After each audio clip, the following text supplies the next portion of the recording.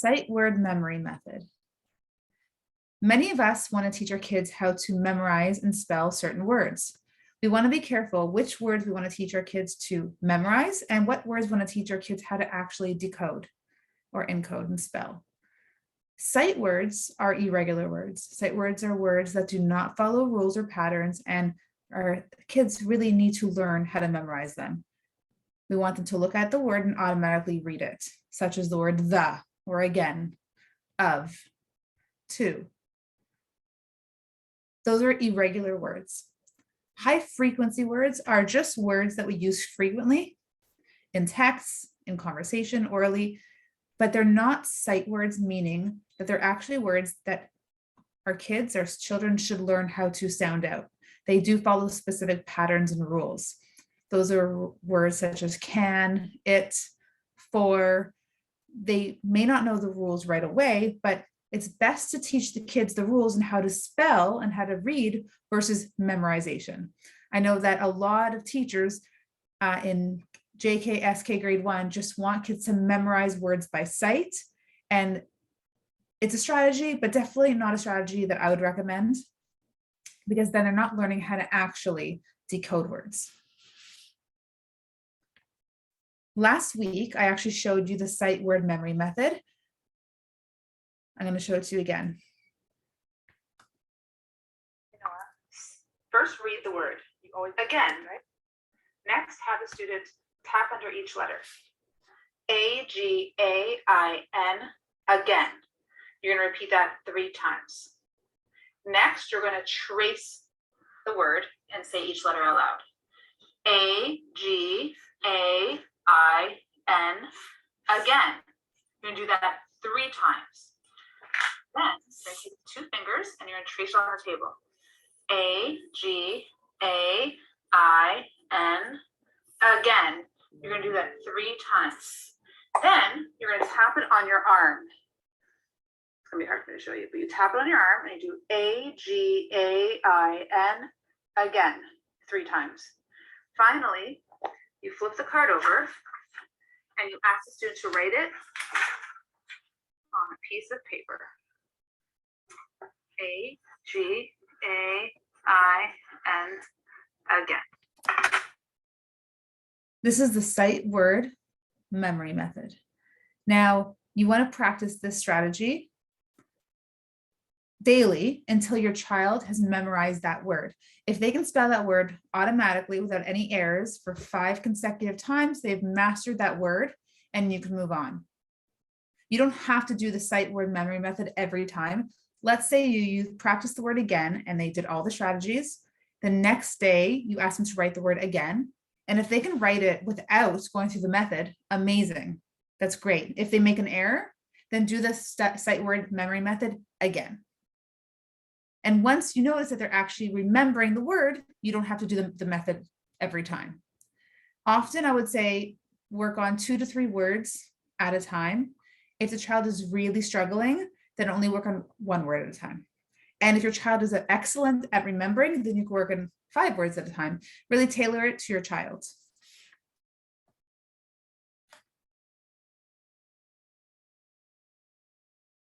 Consonant blends and consonant digraphs. It's interesting how some adults are confused between the 2. Consonant blends are when you take 2 or more consonants and you blend them together and they make their own sound. It's still individual, but it's blended together. Some examples are full, der, sp. We have beginning blends and we have ending blends, such as olt, nd, nt.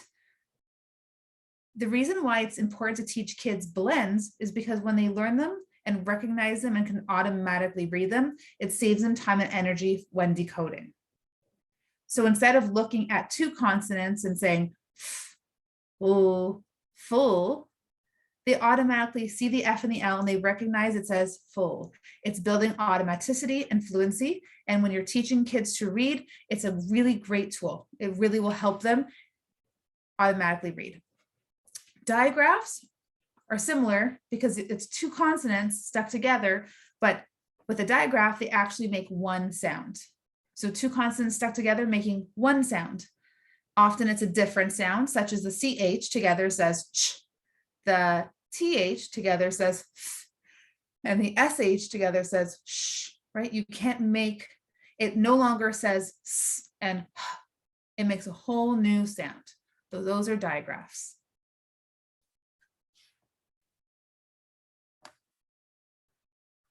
Zevi, I'd like you to tap every letter, make Blending words.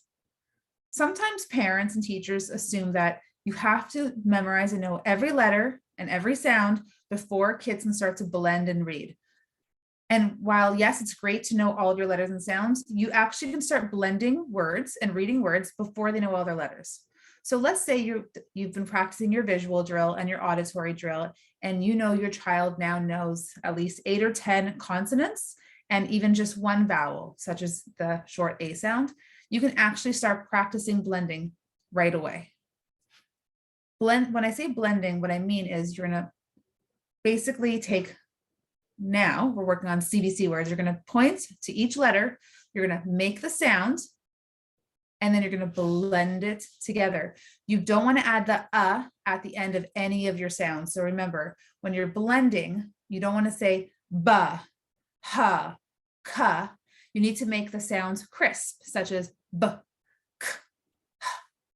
If a child adds the at the end, blending becomes very challenging. For example, let's say we blend the word cat, and the child looks at each individual letter and says, ka, a, ta, kata. They're going to have a hard time understanding that the word reads cat. I'm going to show you a video of my son blending some words together, some real and nonsense words. the sound and then blend it. Ma. Good. Can you blend it? Can you do this as you blend it? Good.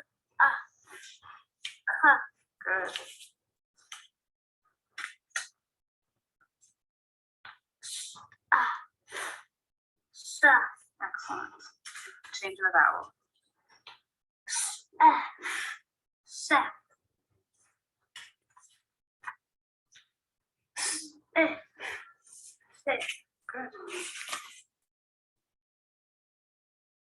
I'm going to also show you a slide that helps with blending. It's called a blending board. It's very, very easy to create.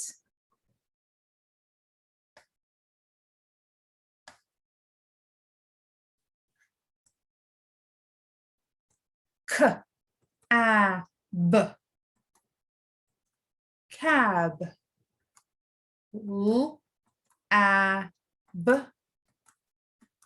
Lab. S, a, b. Sob. N, a, d. Nod. And it continues and goes on.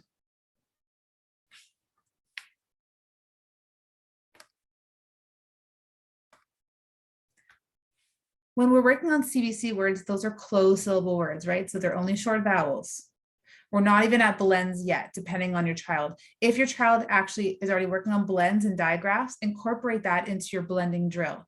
But if you have a child who only knows 7 consonants and 1 vowel, you can still work on blending. Another great resource is a program called Spire. And I'm going to just show you a couple pages from it. So let's just say your child knows the a sound and knows most of their consonants. Then you can have them read from these lists of words. You could print them and put dots under each letter. You can put them on cue cards. You can put them on individual sticky notes, however you like to do it, but you want to make sure it's tangible. They can touch it and manipulate it, because we believe in the multisensory approach where you're using your auditory skill, your auditory memory, your visual memory, and your kinesthetic memory. So if a child is working on reading, you can just, underneath each sound, say p, a, n, pan, l, a, g, lag. If your child makes a mistake, what I would usually do is highlight the letter that they're making an error, review the sounds, make a motion, practice it again. Always you model and then have them model it back. If you're going to struggle and if they make a mistake and you keep asking them to try again, but you're not giving them the answer, it's going to create a power struggle and they're not going to want to work with you. So just always model. Modeling is a very effective strategy, a very effective tool for, especially when you're working with your own child. Spire also has great little short stories, The Cat. Hopefully it's underlining sight words. The word has is actually not a sight word. That's a high frequency word, but we'll ignore that for now.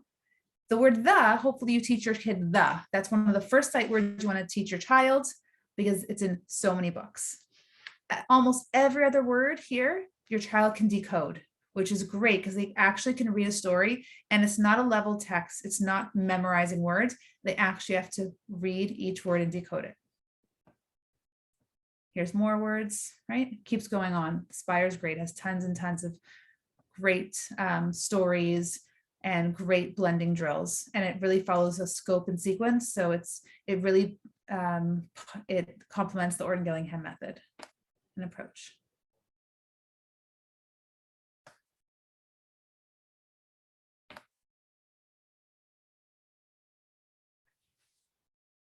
Base words. What is a base word? Some people call them base words, other people call them root words, but a base word is a word that stands alone. It has meaning, and you can add a suffix to it. You also may be able to add a prefix to it. So some examples are the word jump, vent, skip, play. At this point, we're really focusing on closed syllable words only. However, if your child is ahead, you can use other base words that are not closed. That you could use the magic E syllables. You might want to use the bossy R syllables. But when your child is just beginning, stick to closed syllable words. Okay, Zebby. Do you know what a voiced or unvoiced phoneme is? Because I sure didn't know until I started taking my Orton Gillingham training.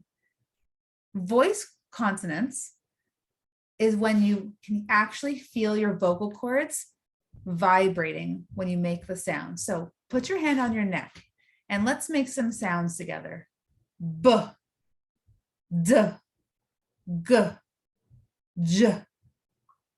You see, you can actually feel the sound vibrating on your hands from your neck. Unvoiced consonants actually make no vibration. It's almost just air passing through. Try it with me.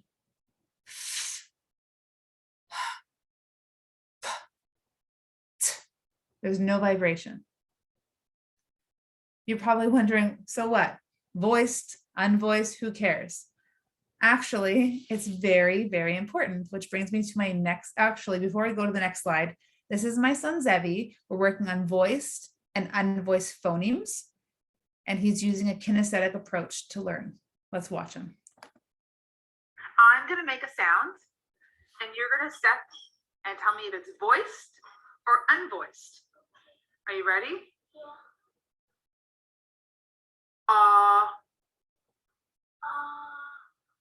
Voice. Good job. Next one.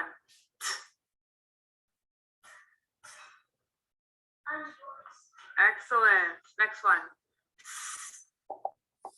Unvoiced. Good. Next one. Voiced. Amazing.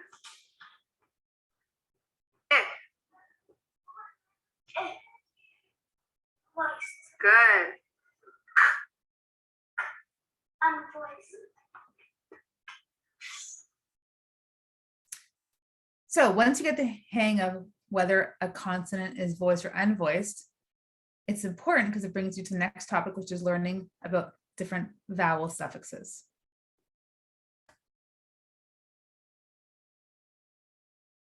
So adding the suffix s. The suffix s is the easiest suffix to add to base words. That's why we're starting here. If a final consonant in a base word is voiced, the actual s will make the z sound. I'm not sure if you know this, but the suffix s makes 3 different sounds. It can say s, z, and is.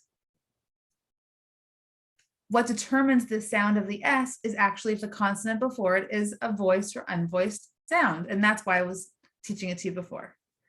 So as I was saying, if you have a voiced consonant, it's going to say Z. And if you have an unvoiced consonant right before the S, it says S. And if the word ends in an S, an X, a Z, ch, or sh, it will actually say is. You add the ES and it says is. Okay, so Zebby, we're learning about, Let's watch one video. here are a bunch of base words. This here is Zevi sorting between the Z sound and the S sound. The suffix S. What are the two sounds that suffix S can make at the end of a word? Yes, or Z. Good. So you're going to read a word and you're going to put it in the right column. Okay. Choose any word you want. Socks. It goes over here. How come? How did you know? Why does it make the S sound? Because the consonant before it is unvoiced. Good. Excellent. Do another one. Read them out loud so we can hear you. Hands. It goes over here. What sound does the S make? Zzz. Pens. Good. How come? Because the consonant before is voiced. Yeah, the consonant before the S. Good. Keep going. Now just keep going. Read the words out loud. Hats. It goes over here. Keep going. Keep going. The shops. It goes over here. Keep going. Dogs. It goes over here. Bugs. It goes over here. In this video, he's actually sorting between three sounds, the S, Z, and is. And these words don't have the S added to them. They're just base words, and he actually has to add the S sound to them and then determine which column it goes in. These are not all closed syllable words. There are other syllable types just because he is a little bit ahead past that. But if you're at the beginning, only use closed syllable words. That's right. They're just words that you can add a suffix to, or even a prefix to some of them. I want you to sort them now, and there's 3 columns. We already learned that the S can say, and the S can also at the end of a word say. Sometimes when a word requires an ES at the end, it makes the is sound. Good. So I want you to read all these base words that do not have an S on the end. You have to add the S to it, and then tell me where it belongs. Okay, go ahead. Hop. Hops.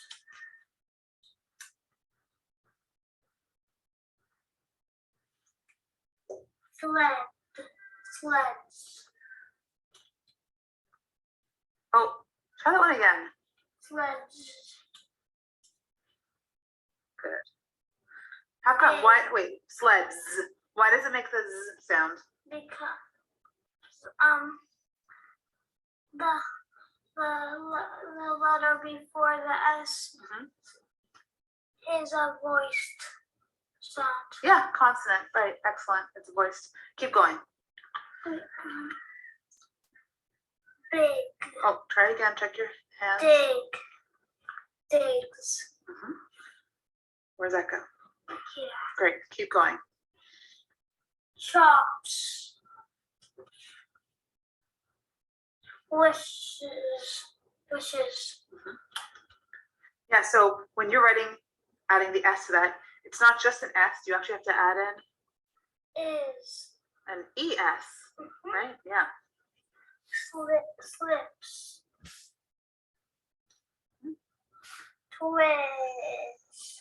Twits. Oh, let's try to read that word again. Is. Twist. Yeah. Twist is. Not twist is. Twist. Add the S to the end. Twist. Twist. Twist. A little bit of a tongue twister. S. Good. That's a tricky one. It has a consonant blend at the beginning and has a consonant blend at the end.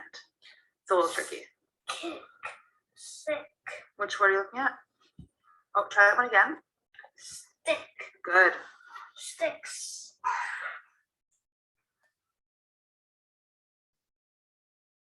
He actually enjoyed practicing adding the suffix s.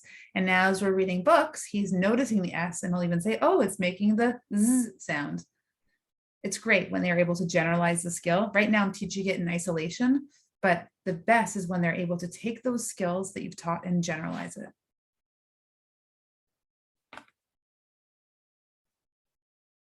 Adding the suffix ed. It's very similar to adding the suffix s. It actually makes 3 different sounds.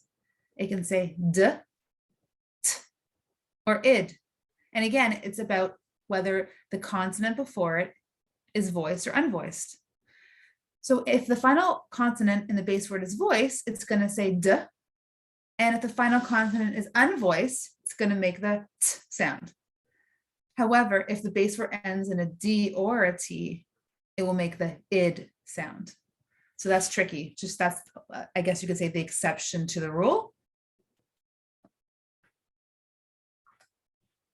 Okay, so I want you to read me each word. Each word has a suffix, ed, at the end.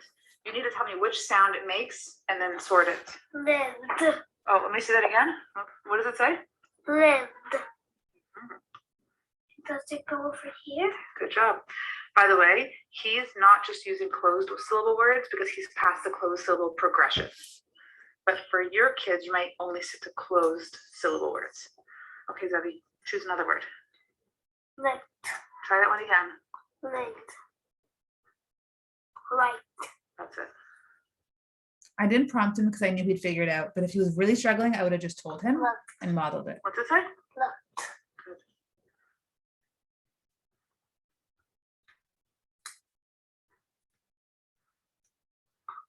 Hop on. No, try that one again. Pen. Hop. Here, I'm gonna cover this for you. What does this word say? Hop. So now it's say. Ed. Hop ed. Is hotbed a word? Hop. Hop. Good. Hopped. The boy hopped. Hear the screaming in the onto his background. finger. Loved.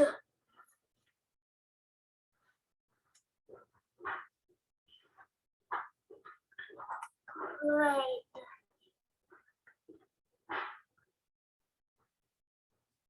Yelled. Mhm. Yelled. Worked. Park. Park. Parquet. Parquet. Is parquet a word? No. No, so how do we say it? Park. Park. Park. Good.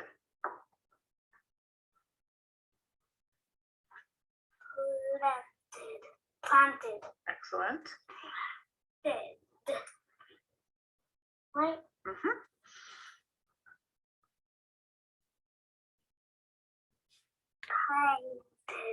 Painted. Good.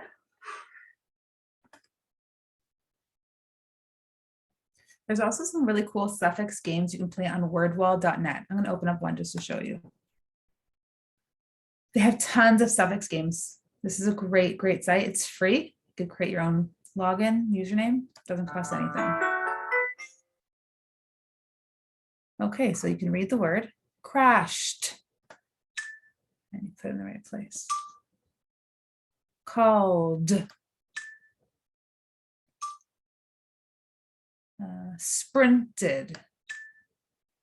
And so forth. It's a fun game. Kids like to play it.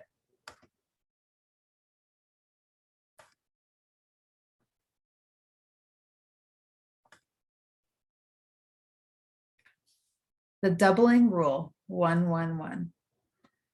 This rule you probably haven't heard of because I sure didn't until I learned it myself. Let's just talk about vowel suffixes for a minute. A vowel suffix is just a suffix that starts with a vowel. So it's like ing, ed, ER, EST, those are vowel suffixes. So right now, this doubling rule applies to vowel suffixes. There's a rule, when do you double the consonant? Okay, so rule number 1, if you have a 1-syllable base word and it ends in 1 consonant and it has 1 vowel right before the consonant, it needs to be a closed syllable, then you're going to double the consonant. Now that sounds confusing, but I'm going to show you an example. Let's look at the word grin. Okay, grin. How do we know to double the consonant? Well, let's look. Grin. It's a 1-syllable base word. It ends in 1 consonant and has 1 vowel right before. So we double the N and then we can add the ing. Let's look at the word running. Let's look at the word run, actually, right? Run. It's a 1-syllable base word. It ends in 1 consonant and has a vowel right before the consonant, and it makes a short vowel sound.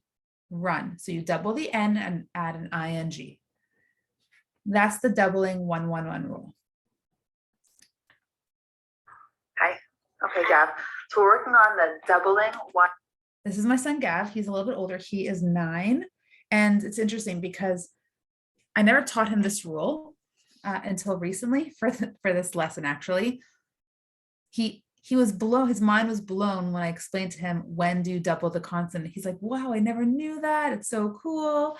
Kids actually enjoy learning these rules because otherwise they just guess, or they often recognize it doesn't look right and they can spell that way, but sometimes they don't recognize it.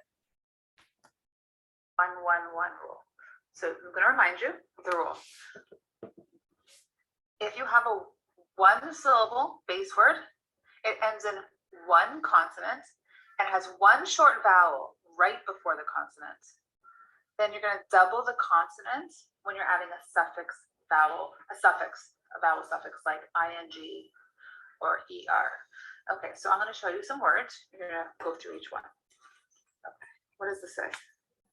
Wish. Good. We're going to be adding ings to the end of these words, okay? So tell me. Wishing. Yeah, you want to make it wishing. So you just tell me if you're going to double that consonant. Are you going to double the No. consonant? Why not? Because before the H is not a vowel. Good. Excellent. Okay, so just add an ing. You do not double it. Good. Next. Chalk ink. Yeah. So I want you to tell me if you have to double the P before you add the You ing. do, because there's a vowel before the P. Yeah. It ends with a consonant. And it has a syllable base word. It's a 1-syllable. Good. Excellent. Okay. So wait, I want you to do it.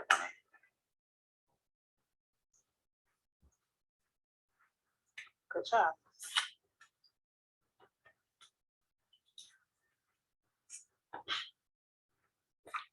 Scrubbing. Scrubbing. Yeah. Tell me. Are you going to double that B? 1 syllable base word. It's a 1-syllable base word, so check. Yeah. And with 1 consonant, check. Check. And it has a vowel before it. Yeah. So And the vowel sound is short. It says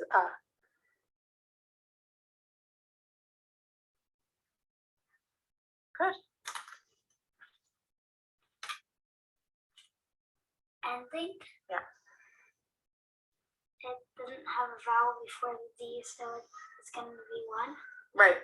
1 consonant. Good. You don't double it. Amazing. So again, the doubling rule only applies to vowel suffixes, ing, ed, end, right?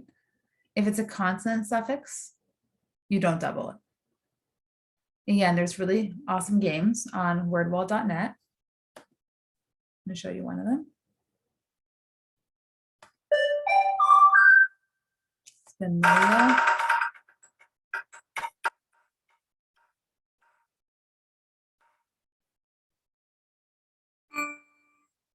Okay, jumped. It says, read the base word, say it again with the suffix. Would you need to apply the doubling rule? So let's see here. Jumped. It's a 1-syllable base word. Check. It ends in a consonant. It doesn't end in one consonant, it ends in two consonants. And there's not a vowel right before. So we don't double, eliminate.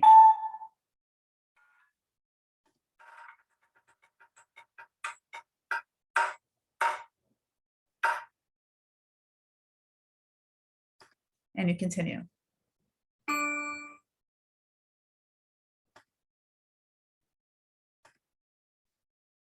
The doubling 1-1-1 rule.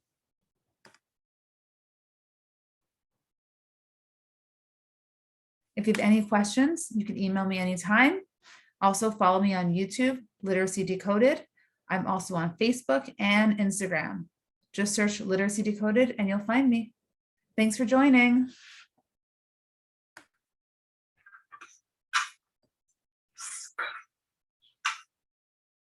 Bulge.